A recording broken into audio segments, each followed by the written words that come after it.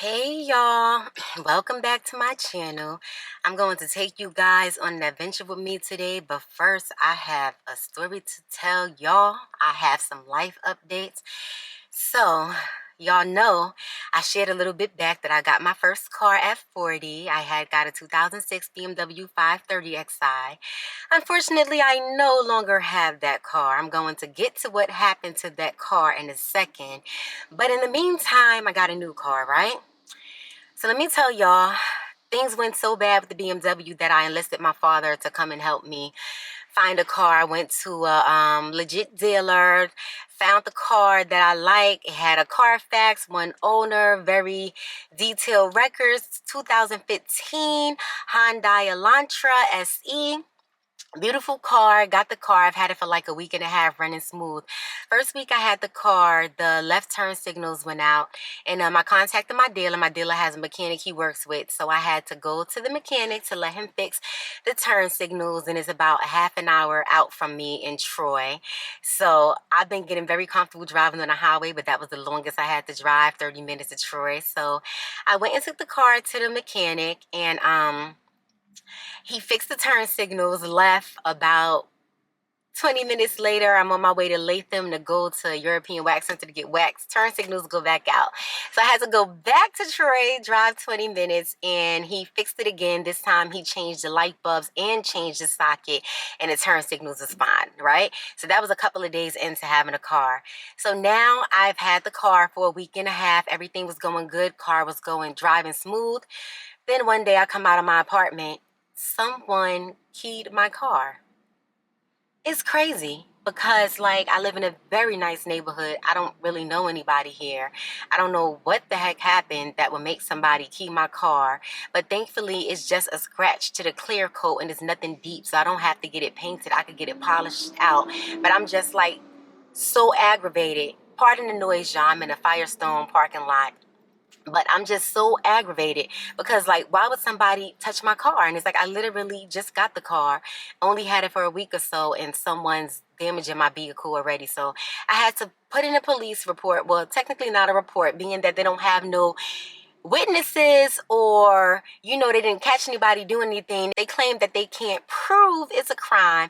So I just had to put in a report, kind of a report, and get a case number in case I wanted to get the car repaired through my insurance, which I'm not. Now, if I had to get it painted, I might have had to go put in a vandalism claim, which would be covered under comprehensive. I have full coverage on my car under comprehensive with the deductible.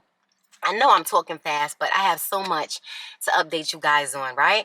So then the next day, I'm driving a car and the oil light comes on. And my car has a safety feature that the engine shuts down to protect itself if it thinks it doesn't have enough oil. So I was literally like 3 minutes away from a Firestone around a corner. I had to stop. I had my cousin in the car. My cousin came up this weekend to visit me from New York City, and I have all this stuff going on, guys.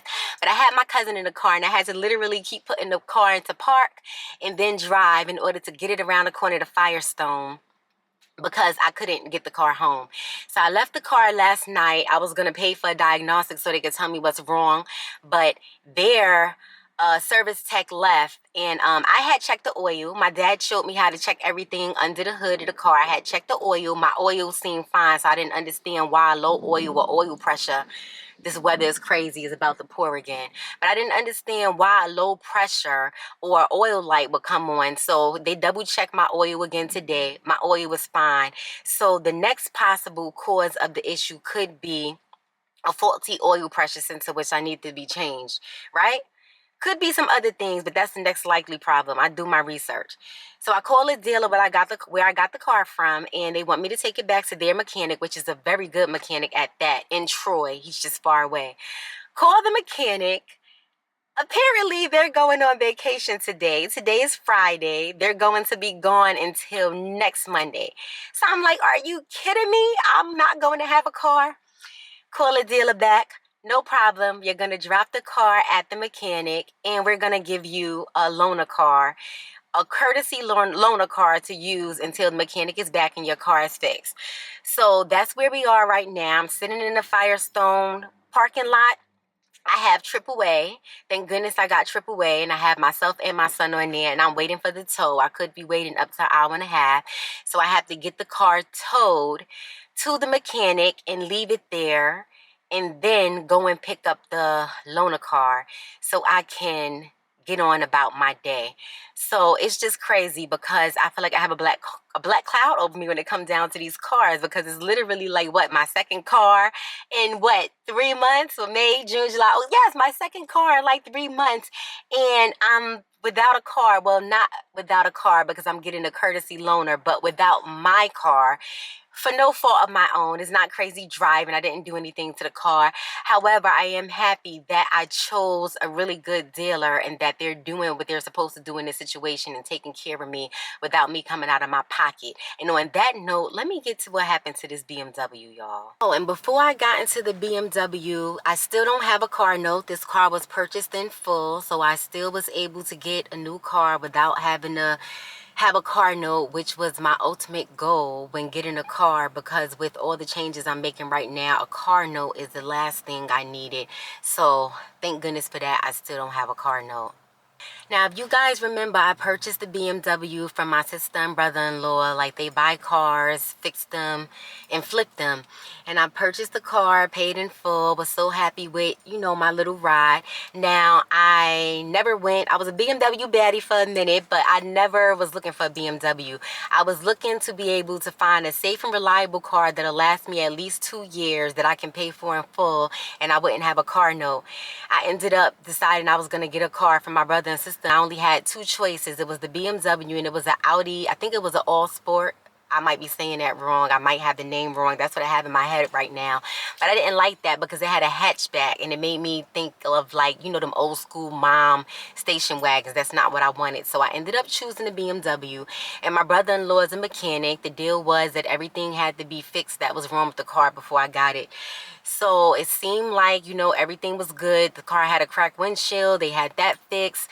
He fixed everything else. I got the car, driving the car. Within a week, I'm on a highway, four-wheel drive lights popping up on the car. Now, the BMW, although it's an older car, has a very advanced computer, and any little thing that's going on, it pops up and it tells you with details on the screen, pop up on the infotainment screen.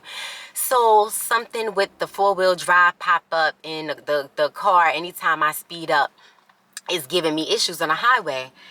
So, well, it wasn't going out. It wasn't like conking out or shutting down, but it was giving me issues on the highway, right? So I take the car back to my brother-in-law. Apparently it's a stabilizer or something that needs to be fixed, and we're waiting for the part, right? So the next couple of days, we're driving the car. My son takes the car to work, comes back. He's scared out of his mind. The car is doing a jerk, like literally shaking and jerking and making this squealing noise. My son thought the car was going to pretty much blow up. Scared, don't know what's wrong with the car. So we shut the car down. I call my brother-in-law. He come hook it up to the OBD2 reader, and it's throwing codes for a camshaft sensor. So he takes the car, repairs the camshaft sensor. He gives the car back to me. It's not doing the jerk and shaking anymore, but it's still making this high-pitched sound and just not driving as smooth as it was. So then I give the car back to get it repaired, and everything goes downhill from there. So my car had 2 open recalls on it. One for a fail or something on the PCV valve that would make the car overheat and possibly burst into flames at any time. Then there was another recall with the passenger side sensor where the car couldn't detect that a passenger was in the passenger seat, and that if you were in an accident, God forbid, the airbags wouldn't go off. So my suggestion was that we take the car to the dealership and just let them do the recalls, and then they'll automatically do an inspection and tell you what's going on, so we can figure out, you know, what's going on with the car. So my brother-in-law decides that he's just going to fix what he needs to fix first, and then I'll take the car to the dealership. And things gets crazy from here because I have to help my son pay for Ubers to get to and from work. Uber, Lyft, car service.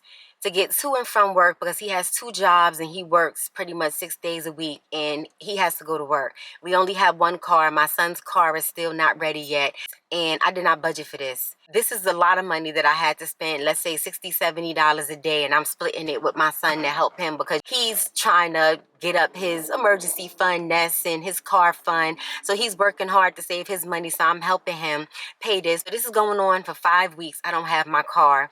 And I get fed up. I'm like, enough. Bring the car back. I'm going to take the car to the dealership. The Firestone guy just came and told me that I didn't have to sit in the car. I could wait inside in the air. And I left my cousin in there. I'm like, I am waiting inside, but he didn't realize that I was vlogging. That's why I'm in the car, because it's quieter in here for me to, vlog in perfect time while I'm waiting for AAA. So anyway, my brother-in-law brings me the car back, and the car is in worse condition than it was when I gave it to him. Now it's having a hard time starting. The steering wheel is tight. The brakes are squeaky. The car is just bad. As I ended up taking the car to the dealership, I made an appointment for the next morning, but they said I could bring it the night before. And I ended up deciding to bring it the night before because I didn't want to have to take it in the morning and deal with the possibility of the car breaking down during rush hour traffic. I had to just open this door again, y'all, because it's hot as HE double hockey sticks in this car, and even the camera don't like it and it's malfunctioning.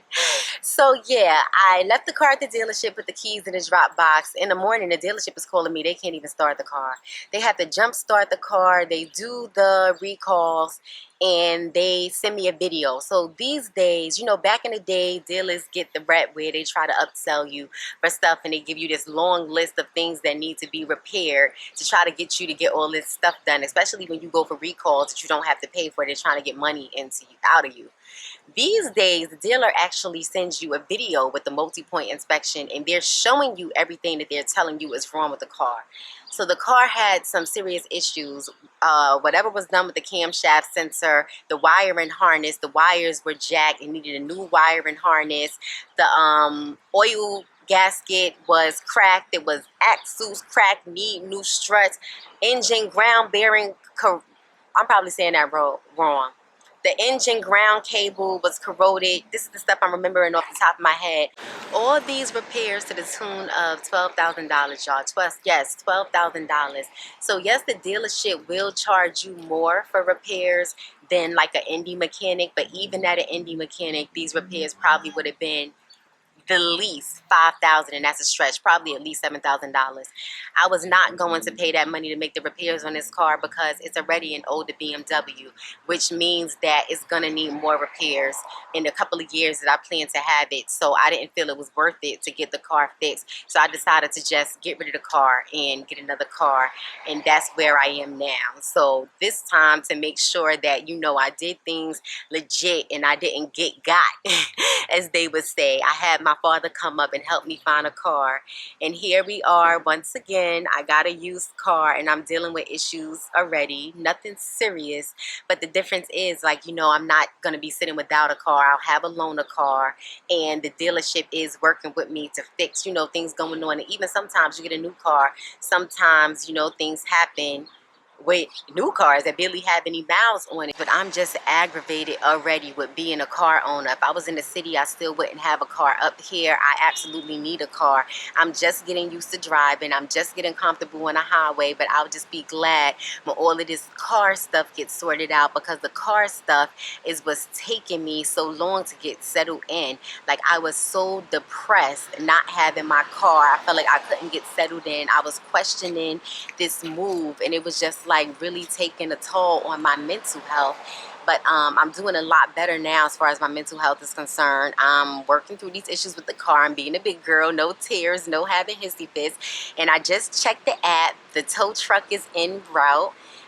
They had told me it could be up to an hour and a half, but at this point it's been almost an hour. So I'm so happy that they're almost here, so I can go drop off this car and get the loaner car and pretty much just try to enjoy my weekend with my cousin and not stress over not having a car, because whatever the situation is with the new car, whatever needs to be repaired, and I'm sitting in a new car right now while I'm waiting for the tow, but whatever needs to be repaired, I know the dealer has been on point with taking care of things, so I'm not too worried right now.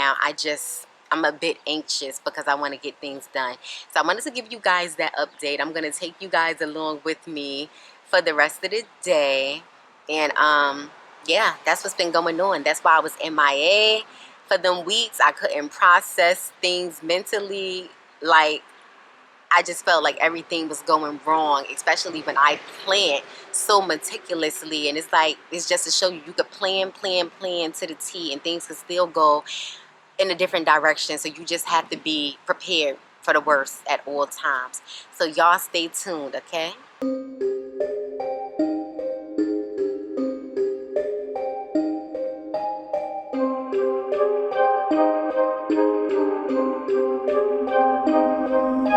So I dropped the car off to the mechanic, y'all, and I am on my way to pick up my loaner car. It's been a day, but so far things are going smooth. Okay, y'all, so I picked up my courtesy car. It's a Subaru Legacy. It's bigger than the Hyundai Elantra, but it seems like it's about the size of the BMW. So I should be able to handle the size, and I'm about to make this 30-something plus minute trip home.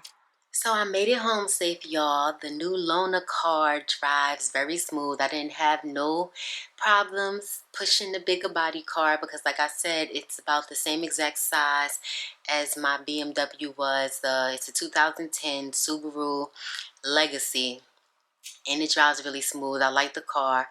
I'm going to have that car for the next week until the mechanic comes back from vacation. Actually, more than a week, because he doesn't come back until next Monday, and I don't know how long it's going to take him to fix my car. So I'm going to have the car the next week or so until my mechanic fix my car or tell me what's going on with it. I'm hoping that is nothing crazy, because when the tow truck came and I went to tow the car, now it wouldn't even start. So we will see what happens with the new car. I'm hoping all works out, but I can't worry about it because it's out of my control right now. Right now, the dealership gave me a loaner car, and we're able to get around until we figure out what's next. And they've been very responsive in sorting out issues. So I'm confident that whatever is next, that, you know, it'll be taken care of with ease. So I'm just going to try not to worry about that, because you can't worry about things that's out of your control. Other than the car situation, it's been a little more than 3 months of me moving to Albany, and I absolutely love it here. The peace and the quiet, my community that I live in with the pool. And I haven't been able to go to the gym consistently because, like I said, my mental hasn't been right. When my mental is not right, I kind of get all out of whack. Like, I don't stick to my routine. I haven't been eating enough. I haven't been drinking enough water. I haven't been sleeping good. My anxiety has been crazy. But I'm working on pulling all of that together and taking it one day at a time and just enjoying my new environment, especially while it's nice outside. I love sitting on my patio and just enjoying the peace and quiet, taking evening walks around the community to clear my head and get some exercise in. And I'm looking forward to trying to go to the gym at least twice a week and just trying to explore the community and the outside communities, like the surrounding communities, because there's so much to do up here, but I wasn't able to get out and do much because I didn't have a vehicle. So now that I'm on wheels, I'm planning to get out and explore more, and I will be sharing those things with you guys. I'm still happy I moved, even though I was having some doubts with the car situation, but regardless of all of that, I still feel like I made the right decision moving, and I'm more at peace.